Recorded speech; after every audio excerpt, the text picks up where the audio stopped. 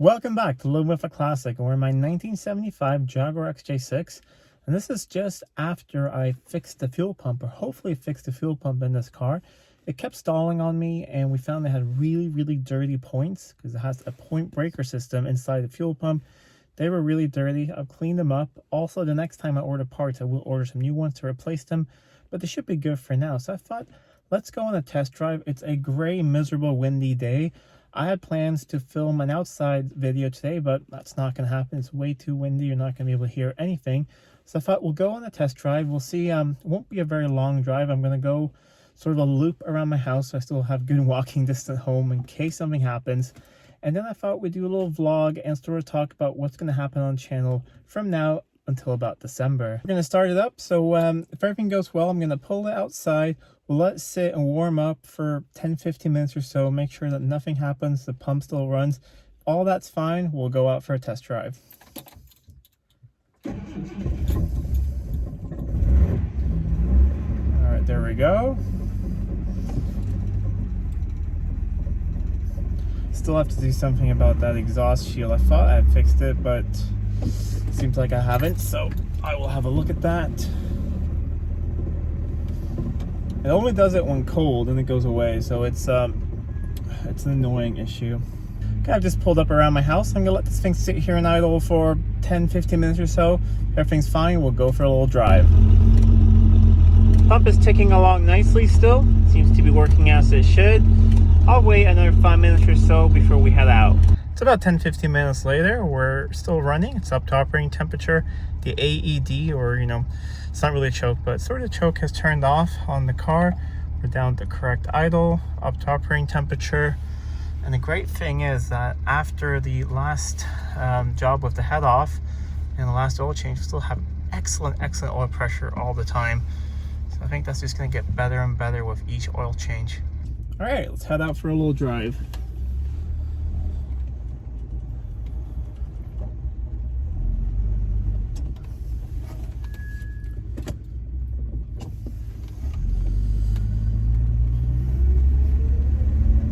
Okay, pulling away nicely. So we're not going very far at all. We're doing sort of a loop around my house, so I still don't have that far to walk in case something happens. And yeah, I'm still taking kind of slow after the last head gasket, not really pushing the engine past 2,500 RPMs or anything, just sort of letting it run in nicely. I am contemplating if I'm going to try and re-torque it one more time after some time, just exact same torque value, but see if it moves a little bit more. Haven't really decided if I'm going to do that, but let me know down below what your experience is with these sort of composite modern pay-in head gaskets. If you have the experience of torquing them right after first heat cycle and then maybe after a set amount of miles, like 1,000 miles or so. Let me know what you think. Oh, things are going well. So I thought we'd have a little bit of an update. I checked, it was quite a long time ago. We had a update and sort of talked about what's going on in the channel and little future plans. So first of all, I'd like to say welcome to many new subscribers. The last 2 months, I think, I've gained about 2,500 new subscribers. So thank you so much, everyone who's subscribed, and welcome to the channel. Hope you guys will really enjoy the content that I have and what's coming out in the future. So what's going to happen now is I'm a little bit behind on certain projects, and things happen like that. It's one of the reasons is actually COVID, because I mean, there's so many restrictions with just the slightest cold you have. You can't really go to the shops or do anything. So both me, my wife, and my daughter have been sick several times. It hasn't been COVID-19, but it's just been, normal flu. We have a small daughter who's almost 3, so they sort of seem to attract disease all the time, and flu. So that's been taking a toll, because you get really tired, from a flu, and I don't want to be tired when I do these videos for you guys. I want to be energetic and, fun and be able to do a good job. So that sort of brought me back a bit. So what is happening now is the next sort of thing that will happen with this car, the XJ6, if everything keeps running well, the next thing is to put the trim back around the rear window. but that's something I want a lot of time to do. I will film it for you guys, but it can go pretty easily or it can be quite a pain, and you just need some patience and you need some time. So it doesn't go well, just walk away, take a break, come back, and it will work better again. That's going on, and then there will be one more rust treatment video on this car. We're going to do all the special extra spots just to do some sort of extra things around the car, and then hopefully we should just drive this car. I do need to pick up some new tires for it. I have a really great summer tires on, but if I'm going to drive it now in winter, I will need to get winter tires for it. So I've been looking at different winter tires, and I have a lot of sets of wheels for these cars, so I'm just going to choose which ones I want to put winter tires on that put on this car. So that's happening as well. The Daimler is there's lots of things happen with that as well. I'm going to have the Daimler as a backup daily driver, so in case something happens with this car, I can just jump into the Daimler. Because when I bought that car, it came with winter tires, pretty nice new ones, so I'm going to fit those relatively shortly. I need to go and get the Daimler inspected. The inspection actually just ran out last week or so, but I was sick at the moment, so I couldn't go and do it. So put those tires on, get inspected. I think that I will have to look at something up front. There is a clunk. I'm not sure if it's a ball joint or if it's possibly a shock support up top. I haven't had the wheel off since I bought it there to check. So when I change the tires on it, I'm gonna have a look at that, see what the issue is. Then I still have the fuel fail 44. It's come up when I've driven it for longer periods of time, especially at low speed. So there's definitely something wrong with probably oxygen sensor, loose connection, or just a bad oxygen sensor, a bad heater in it. It seems fine when I measured it with a multimeter. It's all to spec, but could definitely be broken. So that is the next time I order parts, I will be ordering one of those as well and replacing that. Hopefully it won't be so much of a pain to replace. That won't be completely rusted in there.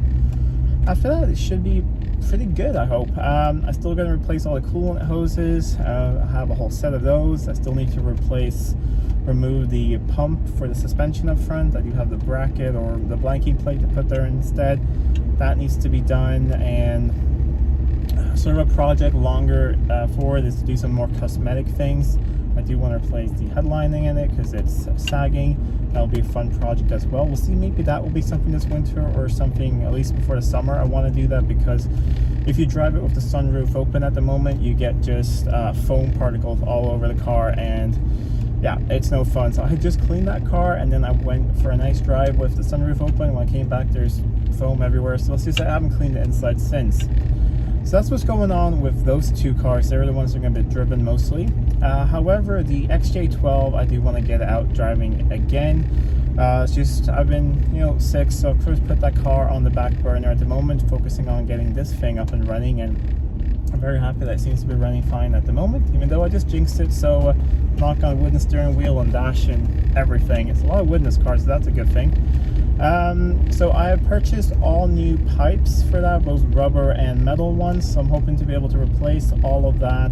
However, I'm going to of course inspect the tanks before I do that, just put the camera down in there. So let me know if you want to see that sort of as an episode. We're going to check out the tanks on that car with a camera, check out the right tank on this car, and possibly the tanks on the 1966 S-Type, and see what they look. So let me know if you want to see that as sort of a let's have a look inside fuel tanks video.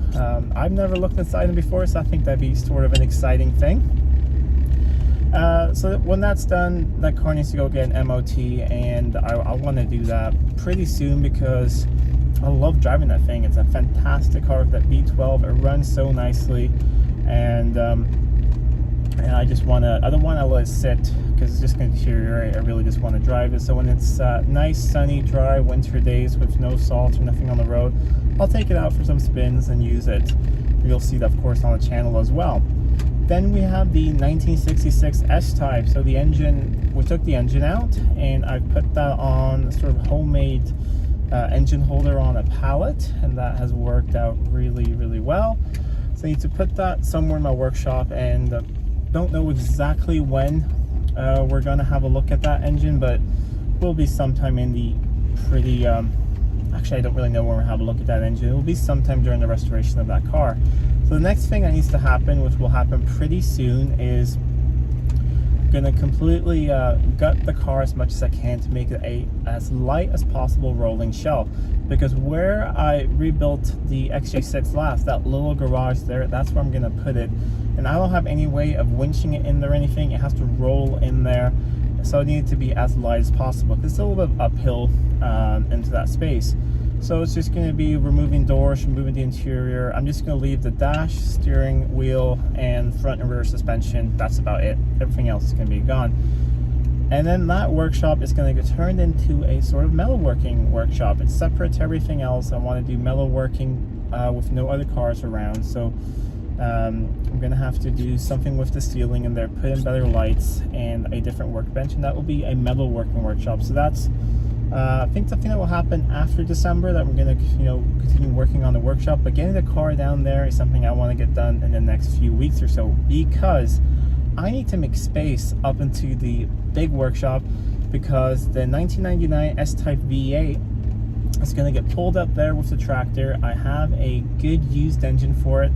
It's that's going to get dropped in, and hopefully that thing will be up and running soon, and my friend can come and pick it up and enjoy it, because it should be a lovely car. Of course, once we get the engine in, there's still lots of detailing stuff left to do and some body work as well, so that should be a really fun project on the channel. And then I'll just pull over to the side here and we can talk about one thing a little bit. When we did the last update, or a little bit after that, I mentioned merchandise, that I designed a store and that we're going to open it. So as soon as I finish the store, I've done test orders, I've had friends order, and everything has worked fine. Split apart here. Everything's worked really fine. However, I talked to the person who does my taxes, and like how I was going to incorporate it in the little company I run for Living with a Classic. And the problem is that I wanted to choose drop shipping, which I'm not going to get into details. Basically, I don't want to have a big warehouse full of stuff. So when you order something, the t-shirt gets printed and it gets sent to you. So the problem is that then it gets made in a different country that I purchase it from, and then it gets sent to you. So it just becomes a little bit of a nightmare that I wasn't really aware of. So I'm just having them professionals look into the best way to set that up, just so I don't get in trouble with taxes and things. But once all of that is finished, because the store works, and I don't know if you can see it, maybe I can redirect the camera a bit, but I'm wearing the new design. That's one of the colors that will be released, and the new design of the logo.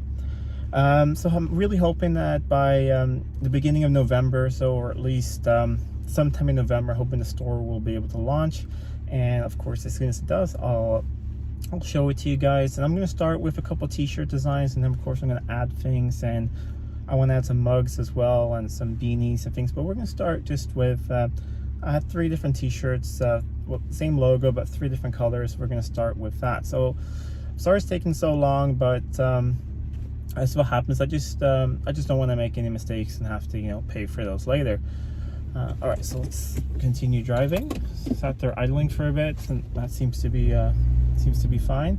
When it was idling there, the oil pressure went down to about 30 psi, but that's really not bad at all. And the temperature is staying normal. So I think I haven't really forgotten anything. Oh yeah, well, of course we have the XJS as well. There's some small little things that I'm going to do on that one, but probably, I come to think of it, I'm not going to get any of that done before December. However, after that, there are a few things I'm going to look at. One of them could potentially be a really big project. The convertible top on it is a little slow to go down, to come up. It goes down pretty quickly, but to come up. So my guess is that there is a leak somewhere back by the whole hydraulic pump. There's a pump behind the right-hand seat in the back, kind of back here, that controls all of that. The reason I think there's a leak there, I can't really see one from up above. There's so much trim, but underneath, the sort of under seal seems a little bit more wet in that place, or like a little wet, sort of looks fresh over there. So that's what I think is going on. So we're gonna have to, that might turn into a really massive thing. What I think it probably is on both sides there's these big hydraulic, I can't think of it right now, pistons, sort of like lifting mechanisms on a machine or a tractor or something. There's one on each side, and they're prone to, when they get old, to start leaking. So I think maybe one of those is leaking, or maybe the hose too or something. So that's something I'm going to have a look at.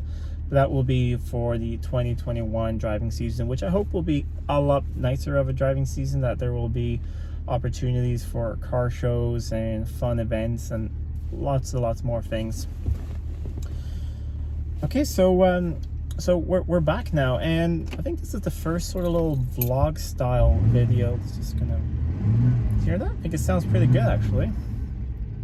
That was just 2,500 RPMs. I'm still, you know, keeping it sort of easy, but so far it's running really nicely.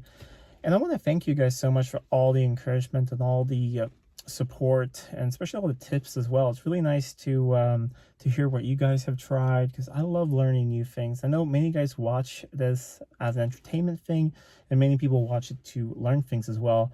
The thing is, I use all the comments to also learn things, because I get some really great tips sometimes, and it's really fun to be able to try out new things. Speaking of that, I just want to sort of mention one thing a little quickly. It's not really always that fun to talk about.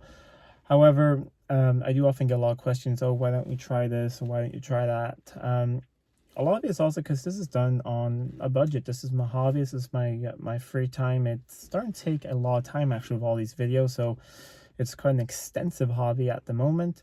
However, there is really not that much of a budget, so everything is done budget friendly, and that's the whole idea of the channel. And that's also because otherwise there'd be no way that I could do all of these jobs. So thank you so much for sort of putting up that everything is done on a budget, and it seems like a lot of you guys enjoy that as well. And this is a hobby, and I am so happy that you guys are watching. And the more you guys watch and like and subscribe, the more I'll be able to do. So the more people watch and the more the channel grows, the more fun things I'll be able to do. And I'm hoping that, you know, next year with hopefully, we don't know what's going to happen with COVID, but if it hopefully gets resolved somehow, I hope to be able to do more driving videos, more car show videos, and maybe even do some travel videos, which would be really fun. It'd be fun to travel to a car show, that maybe meet up some of you guys. That would be a real dream, doing some type of meetup somewhere. That'd be really awesome. Another thing I want to ask you guys, I asked this in a community post a really long time ago, and I didn't see any response to it. And it wasn't until like a month or so later that I learned that there's a spam filter on the comments, and for some reason YouTube took all the comments from that post and marked them as spam, so I didn't see them until a lot later. So I did a question a while ago if we should do it's a long time ago, if we should do a live video, and you guys were really positive in those comments. This was back when I had about 1,000 subscribers. So I'm gonna ask now again, let me know in the comments down below if you want to see maybe we should do like a live hangout or something. Maybe it could just be I have a new phone now, which I'm actually filming this on. It has pretty fast internet, so I think we could do a live hangout on that, and then I could maybe, you know, walk around the different workshops and different storages and have a look at the cars. And you guys could communicate with me in the chat and let me know what you want to see. I think that could be really fun, but please let me know if that's a thing. If you guys are interested, I will do another poll. This time I'll make sure to check the spam as well, and then we'll do sort of a vote on which days and which times would work best. Anyways, I hope you guys liked this little bit of a different video, more of a vlog, but I wanted to give you guys a video this week and not just, you know, leave you guys hanging. Sorry if it ran a little long, but it's a lot of things to update, and I really hope you guys enjoy it. I hope you guys have a nice day and a nice week. And if you're new to my channel, I hope that you also stuck around to the video and that you consider subscribing for more content like this. Even though this is a little bit different video on the channel, we'll do more tinkering and stuff, but check out the channel and see if you like it. Give it a subscribe. Anyways, until next time, I'm Adam, and this was Living with a Classic. I'll see you soon.